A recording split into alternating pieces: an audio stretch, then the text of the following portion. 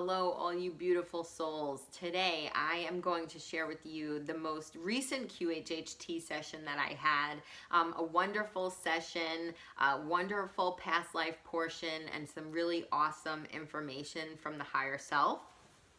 And so we'll call the client Mary. Mary started off her session in the past life portion, and she went into a space that was really void of anything that she could see or sense or well, not sense, see or hear or feel or anything like that. But at the same time, in this void, there was this presence of energy, and she could feel it. She could feel the energy all around her. She did not have a body. She was just energy, and she was formless. And one of the most beautiful things about this space, where some people do tend to go in the past life regression, is that you are connected to everything. And that's really quite a beautiful feeling, as many people do describe it. You know, it's very peaceful, just like a place of resting and recharging. And it was really cool. She kind of explained it as knowing that there were other energies around her, and they felt like the energy of herself, but they weren't herself. Which to me really makes it seem like, you know, we're all one, we are all a part of source.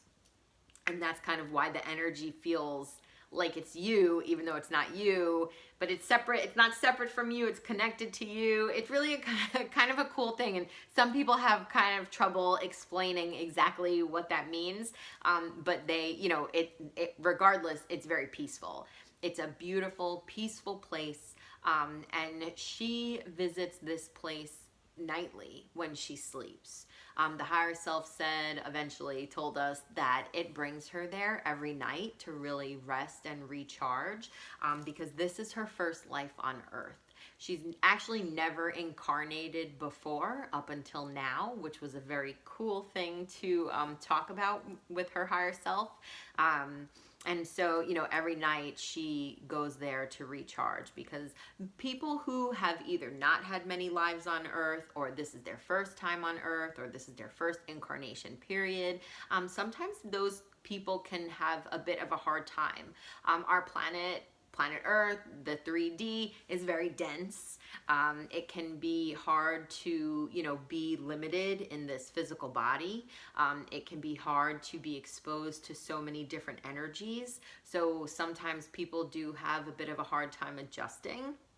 But they are here for a reason. They are here to raise the consciousness. They are here to help us, help people, help their family, their friends, themselves, whatever it is, you know, really raise up the consciousness. And so that was one of the questions that Mary had, was what is her purpose? You know, why did she incarnate in this life, in this time? And we asked the higher self, and the higher self did tell us that her purpose here was not only to bring truth to people, but to kind of shed light on the illusion. And the illusion that we are separate, the illusion that we are our physical bodies, the illusion that we are, you know, not... the illusion that we are not infinite beings. We are not infinite beings. And that was very cool. And one of the ways that the higher self told her that she's meant to do that is by kind of showing that the expectations that they put on us are not the expectations that we set up for ourselves. And so they being, you know, I mean, I'm sure you can kind of say they, the man, you know, but like society, politics, even friends and family, you know, there are a lot of expectations that kind of get pushed upon us individually. And those expectations are not ours. The higher self was very specific that we make plans when we come into this life. And we make plans to do certain things, achieve certain things, work certain things out, learn certain lessons, you know, whatever that is. And then when we get here, we get tripped up and we get bogged down really, I believe the word was burdened, by other people's expectations. And as I'm saying that, this is not the first time that the higher self has said something like this. I believe I have another video, which I'll put up here, talking about the expectations of others. But we really have to start to, or it would be in our best interest if we really started to pay attention to the expectations that we believe are placed on us. Are they expectations that we're placing on ourselves, or are they expectations of others? And then once you figure out if they're expectations of others or expectations of yourselves, where do these expectations come from? Are they like, do you want to, whatever, I'm just going to make it up, get a 4.0 GPA in school? Is that your expectation of yourself? Or do you, would it be okay to kind of take it easy on yourself and just have a 3.0 GPA in school? I mean, whatever that is, whatever it looks like for you, whose expectation is it?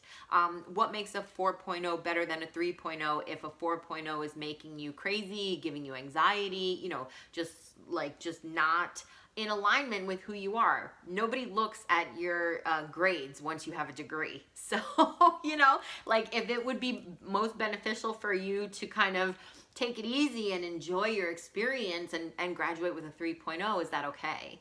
And if it's not okay, why is it not okay? Are you saying it's not okay? Or is society or your parents or your friends or whatever, saying that it's not okay?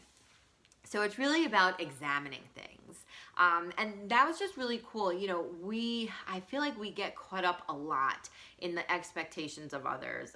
We even put expectations on our reality. We put expectations on our experiences. And do we really need to do that?